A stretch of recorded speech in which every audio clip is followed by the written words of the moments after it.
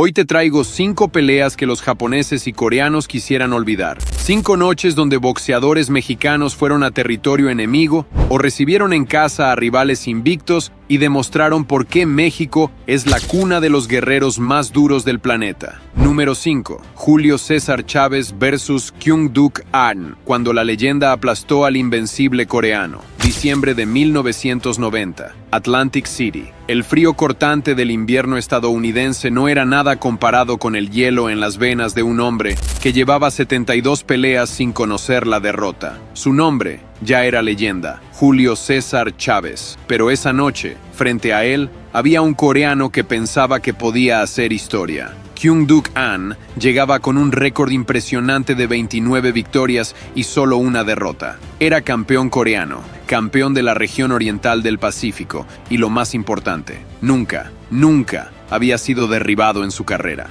Ni una sola vez había besado la lona. Su única derrota había sido por decisión, pero jamás lo habían tumbado. An pensaba que su velocidad, su técnica oriental, su movimiento de pies, podrían descifrar el código de Chávez. Los analistas decían que era el rival más peligroso que había enfrentado el mexicano hasta ese momento. Había quienes susurraban que tal vez, solo tal vez, esta sería la noche en que la racha de Chávez terminaría. El primer round comenzó y Chávez parecía sorprendido. An salió boxeando, moviéndose hacia atrás, lanzando jabs rápidos, combinaciones veloces. No era el típico rival que se paralizaba ante la leyenda mexicana. Estaba boxeando, confiado, creyendo en su plan. El segundo round fue más de lo mismo. An conectaba golpes, no muchos, pero los conectaba. Chávez bloqueaba la mayoría, pero el coreano no mostraba miedo. Por un momento, solo por un breve momento, parecía que tal vez, solo tal vez, An tenía chance. Pero entonces llegó el tercer round, y ahí fue donde Kyung-Duk An aprendió una lección que nunca olvidaría. Cuando subestimas a un mexicano, cuando crees que tu técnica es suficiente, cuando olvidas que estás frente a un guerrero, el ring se convierte en tu peor pesadilla. Chávez cambió de velocidad. Como un depredador que se cansa de jugar con su presa, el mexicano aceleró el ritmo. La presión implacable, esa presión que había roto a 72 hombres antes, comenzó a asfixiar al coreano. Un jab de Chávez, un derechazo que rozó la nuca de An, y entonces sucedió lo impensable. El hombre que nunca había sido derribado, el invencible coreano, cayó a la lona. Algunos dirían después que exageró la caída, que se rindió mentalmente. Otros dirían que el golpe fue en la nuca y debió ser falta, pero la verdad es una sola. Kyung-Duk An acababa de conocer algo que nunca había sentido: el poder mexicano. El árbitro Tony Pérez comenzó a contar. 1, 2, 3. An estaba en la lona, tratando de recuperar el aire. 4, 5, 6. Se levantó, pero sus piernas temblaban. Sus ojos ya no tenían esa confianza del primer round, y Chávez lo supo. Como un tiburón que huele sangre en el agua, el gran campeón mexicano se lanzó al ataque. Combinaciones devastadoras, ganchos al hígado, rectos a la cabeza. An intentaba cubrirse, intentaba sobrevivir, pero no había escapatoria. El árbitro había visto suficiente. A los 2 minutos y 14 segundos del tercer round, levantó sus brazos y detuvo la masacre. Julio César Chávez mejoraba su récord a 73 victorias sin derrota. El invencible coreano había sido ejecutado en menos de 9 minutos. An cobró su cheque y regresó a Corea con una lección brutal. Puedes tener toda la técnica del mundo, puedes ser campeón en tu región, puedes nunca haber sido derribado, pero cuando subestimas al orgullo mexicano, cuando olvidas que estás frente a un guerrero que lleva el honor de toda una nación en sus guantes, no hay técnica que te salve. Esa noche, Chávez ganó $300,000, pero lo más importante, mandó un mensaje claro a todo Asia: México no se doblega ante nadie. Número 4. Cristian Mijares vs Katsushige Kawashima, el diamante que brilló en territorio samurái. Septiembre de 2006, Yokohama, Japón. Un joven mexicano de 24 años descendía del avión en tierra japonesa con una maleta, unos guantes y un sueño imposible. Cristian Mijares, el diamante de Torreón, había viajado más de 11,000 kilómetros para enfrentar al ex campeón mundial Katsushige Kawashima en su propia casa. Nadie, y cuando digo nadie, es nadie, le daba chance al mexicano. Mijares era un desconocido internacional. Kawashima era un ex campeón mundial del CMB peleando en Japón. La matemática era simple: el mexicano iba a ser sacrificado. El propio Mijares lo recordaría años después. Fue una gran hazaña porque nadie creía en mí. Para ir a Japón era ir a noquear o medio matar al rival para ganar la decisión. Si no, te robaban.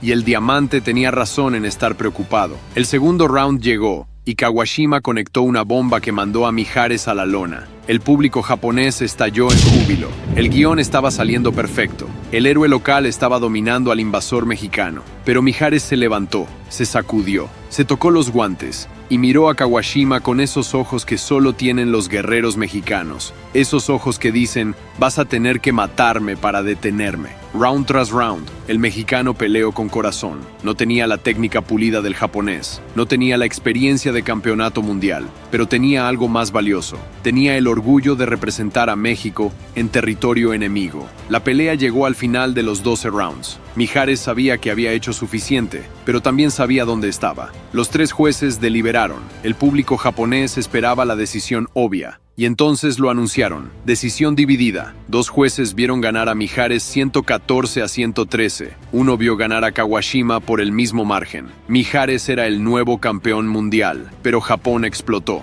Los medios japoneses gritaron robo. Los fanáticos estaban furiosos. Kawashima exigió revancha inmediata. Fue un robo, decían. El mexicano no ganó, gritaban. La presión fue tan grande que la revancha se pactó para apenas 4 meses después. Enero de 2007, Tokio, otra vez en Japón, otra vez en territorio enemigo. Y esta vez Kawashima venía con sed de venganza. El ambiente era hostil. Todo Japón quería ver a su héroe lavar la vergüenza. Mijares llegó con una misión clara. Esta vez no habría controversia. Esta vez callaría bocas con los puños. Y vaya que lo hizo. Round tras round, Mijares dominó. No fue una pelea cerrada como la primera. Fue una exhibición de corazón mexicano. El diamante brilló en tierra samurái, cortando y puliendo al japonés con precisión quirúrgica. Llegó el 10º round. Kawashima estaba agotado, frustrado, roto. Mijares vio la oportunidad y desató una combinación brutal. Ganchos al cuerpo, rectos a la cara, uppercuts devastadores. Kawashima quedó indefenso contra las cuerdas. El árbitro se metió a 1 minuto y 5 segundos del 10º asalto. Se acabó.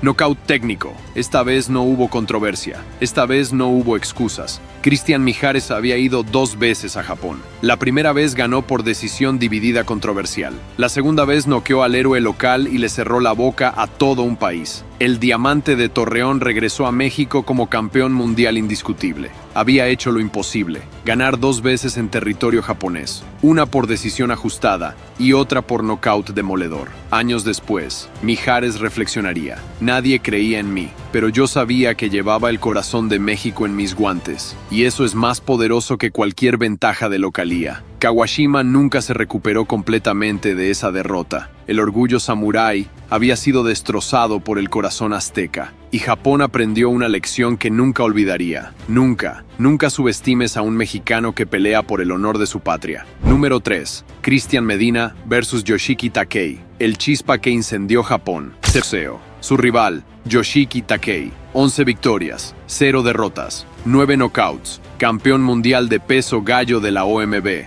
invicto, imbatible, el orgullo de Japón. Cristian Medina, 25 victorias, 4 derrotas, un récord que gritaba perdedor, un récord que decía víctima perfecta. Número 2. Francisco Vargas vs Takashi Miura, la remontada más épica de la década. Noviembre 21, 2015. Las Vegas, Nevada. El MGM Grand Garden Arena está lleno hasta el tope. La pelea estelar de la noche es Miguel Cotto contra Canelo Álvarez por el Campeonato Mundial de Peso Mediano. Pero antes de esa batalla de gigantes, hay un combate que nadie sabe que se convertirá en leyenda. Francisco el Bandido Vargas, invicto mexicano con 22 victorias, enfrenta al japonés Takashi Miura, campeón mundial de peso superpluma del CMB. Miura llega con un récord intimidante: 29 victorias, 22 knockouts y un dato aterrador: ha noqueado a sus últimos 4 rivales mexicanos consecutivos. Sí, escuchaste bien. Miura tenía 4 victorias por nocaut contra mexicanos. Y venía confiado. Tan confiado que, según Vargas revelaría después, fue completamente irrespetuoso en los días previos. Miura fue irrespetuoso, diría el Bandido después. Me pidió ver mis cinturones de la FIB y la OMB para ver cómo empacarlos antes de la pelea. Como si ya hubiera ganado. Como si yo fuera solo otro mexicano más para su colección. Esa falta de respeto encendió un fuego en el corazón de Vargas. Un fuego que pronto consumiría al japonés de la manera más dramática posible. Suena la campana del primer round. Vargas sale como huracán y ¡bam! Conecta un derechazo brutal al centro de la cara de Miura. El japonés se tambalea, sus piernas bailan, está en serios problemas. Vargas lo persigue como depredador, lo golpea contra las cuerdas, combinaciones devastadoras. Miura sobrevive de milagro, pero el daño está hecho. Uno de los jueces marca el round 10-8 para Vargas, algo casi sin precedentes sin que haya caída oficial. Los rounds 2 y 3 son guerra total. Ambos se intercambian golpes brutales. Sangre comienza a fluir, pero todo el mundo piensa lo mismo. El mexicano va a noquear al japonés. Es cuestión de tiempo. Y entonces llega el cuarto round, y ahí todo cambió. Con segundos restantes en el round, Miura conecta un zurdo perfecto. Vargas cae duro a la lona. La multitud queda en silencio. El bandido se levanta, pero está claramente dañado. El quinto round es una pesadilla para Vargas. Miura lo castiga sin piedad. Peor aún, el ojo derecho del mexicano está destrozado. Hay una cortada arriba, hay una cortada abajo. La hinchazón es terrible. Vargas está peleando prácticamente con un solo ojo. Los rounds 6, 7 y 8 son pura agonía. Vargas, medio ciego, sangrando profusamente, es golpeado una y otra vez. En el octavo round, Miura conecta otro zurdo demoledor que sacude al bandido hasta los huesos. Cuando termina el round 8, el doctor del ring sube al esquinero de Vargas, examina el ojo destrozado del mexicano. La pelea está a punto de ser detenida. Vargas suplica: «Déjame continuar un round más, por favor». El doctor mira al árbitro. El árbitro mira al doctor. Finalmente asienten. Un round más, pero las tarjetas de los jueces no mienten. Vargas va perdiendo en 2 tarjetas y apenas empatado en la tercera. En su esquina, el entrenador de Vargas es directo. «Hermano, necesitas el knockout. Si esto va a decisión, perdemos. Tienes que tumbarlo». Ahora, suena la campana del noveno round. Francisco Vargas sabe que es ahora o nunca. Sabe que si no noquea a Miura, su sueño termina. Todo el dolor, todo el entrenamiento, todo el sacrificio se irá por el drenaje. Vargas sale de su esquina como un hombre poseído, con un solo ojo funcional, cubierto de sangre. Abajo en las tarjetas, lanza una combinación de 4 golpes devastadores. Y Miura cae.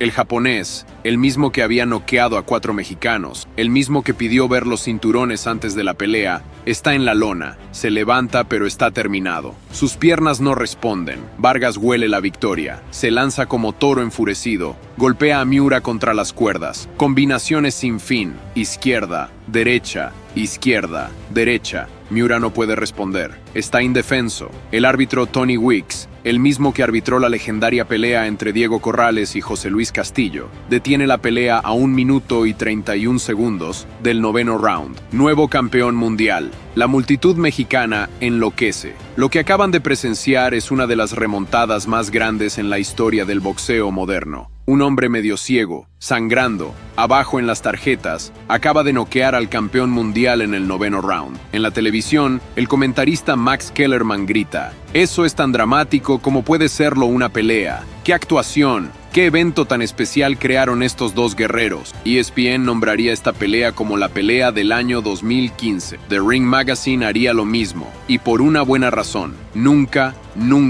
nadie había visto algo así. Después de la pelea, Vargas revelaría la falta de respeto de Miura. «Me pidió ver mis cinturones para empacarlo. Ahora él puede ver mi cinturón mientras lo empaco yo». Takashi Miura, el japonés que había noqueado a 4 mexicanos, había subestimado al número 5 y pagó el precio más alto. Su récord de 4-0 contra mexicanos se convirtió en 4-1, y esa única derrota fue la más dolorosa de todas. Esa noche, Francisco Vargas no solo ganó un campeonato mundial, ganó su lugar en la historia del boxeo. Protagonizó la remontada más dramática desde Diego Corrales y le recordó a todos los japoneses que pensaban que tenían el número de los mexicanos una verdad simple: pueden derribarnos, pueden cortarnos, pueden lastimarnos, pero nunca, jamás, podrán quebrar nuestro espíritu. El bandido había robado el show en la noche de Canelo, y mientras caminaba al hospital para ser tratado de sus heridas, llevaba un cinturón nuevo y una historia que se contará por generaciones. Número 1.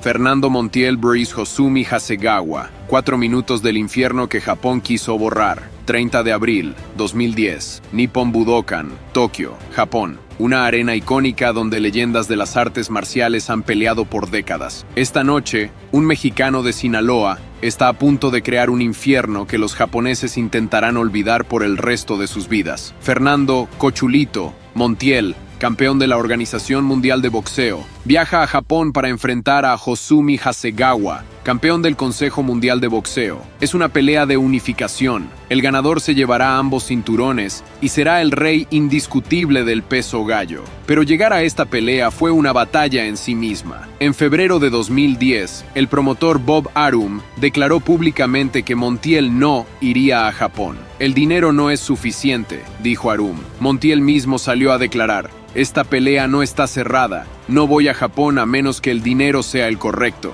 Los promotores japoneses tuvieron que aumentar significativamente la bolsa. Tuvieron que suplicar. Tuvieron que negociar. Porque sabían que sin Montiel, sin el mexicano, la pelea no tenía sentido. Finalmente se llegó a un acuerdo. Montiel viajaría a Tokio, pero el mexicano llegaba como invasor, como retador, como el hombre que osaba desafiar a un campeón japonés en su propia casa. Hasegawa era una estrella en Japón. 30 victorias, 4 derrotas, 13 knockouts. Un boxeador técnico, rápido, inteligente, y pelear en el Nippon Budokan ante su gente le daba una ventaja psicológica enorme. La noche de la pelea, el ambiente era hostil. Miles de fanáticos japoneses llenaban el recinto. Montiel escuchaba los cánticos a favor de Hasegawa. Veía las banderas japonesas ondeando. Sabía que estaba completamente solo. Pero Montiel había dicho antes de la pelea: esta es la pelea más importante de toda mi carrera. Hasegawa es un gran campeón, pero yo voy a demostrar que México tiene los mejores guerreros del mundo.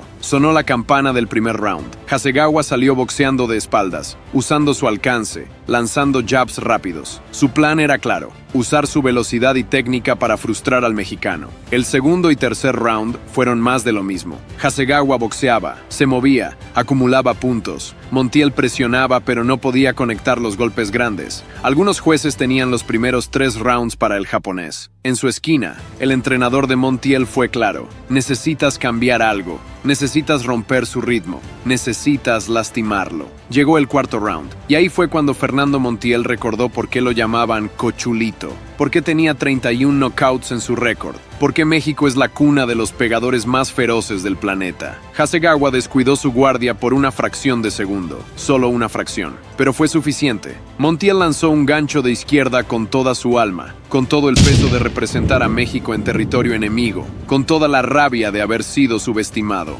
¡Pah! El gancho conectó perfectamente en la quijada de Hasegawa. El sonido resonó en todo el Nippon Budokan, y todos los que conocen de boxeo supieron al instante: algo se había roto. Hasegawa se tambaleó. Sus piernas bailaban como si estuvieran hechas de gelatina. Se fue de espaldas contra las cuerdas. Sus ojos estaban abiertos pero vacíos. La mandíbula se había quebrado. Montiel olió sangre, como un tiburón en el océano, como un león en la sabana. Se lanzó al ataque. Combinación tras combinación, gancho al cuerpo, recto a la cara, uppercut, gancho, recto, gancho. Hasegawa no podía defenderse, no podía responder, no podía ni siquiera levantar las manos. Estaba consciente, pero su cuerpo no respondía. El dolor en su mandíbula era insoportable. El árbitro se metió y detuvo la pelea. 4 rounds. 4 malditos rounds fue todo lo que duró el gran campeón japonés contra el guerrero mexicano. Pero ahí no terminó la historia. Ahí comenzó la controversia más grande que Japón ha querido borrar de su historia del boxeo. Después de la pelea, Hasegawa fue llevado de emergencia al hospital.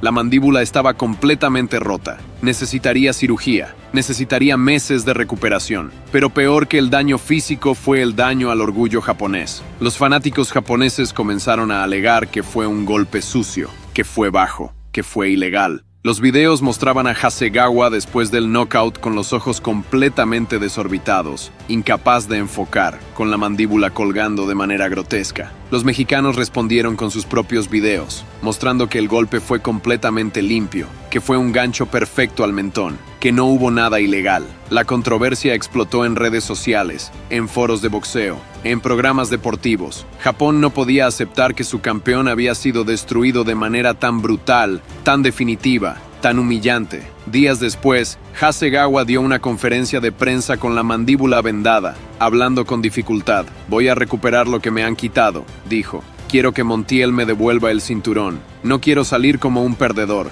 Pidió la revancha, la exigió, la suplicó. Pero Montiel había dejado a Hasegawa tan destruido que la revancha nunca se pudo hacer. El japonés necesitó meses de recuperación, cirugías, terapia, y para cuando estuvo listo, Montiel ya estaba en otras empresas. Los medios japoneses llamaron a esta pelea el combate más polémico. Los videos fueron etiquetados como 4 minutos del infierno que Japón no quería que vieras, porque la verdad era innegable. Fernando Montiel había ido a Tokio y había humillado al orgullo japonés de la manera más brutal posible. Montiel regresó a México como campeón unificado, con 2 cinturones, con respeto mundial, y con una historia que se contará por generaciones. Había hecho lo que muchos consideraban imposible: viajar a Japón, enfrentar a un campeón local en su casa, ante su gente, y no solo ganar, sino destruirlo, romperle la mandíbula, dejarlo sin poder hablar por semanas, marcar su cara para siempre con el poder mexicano. Esa noche, en el Nippon Budokan, Fernando Cochulito Montiel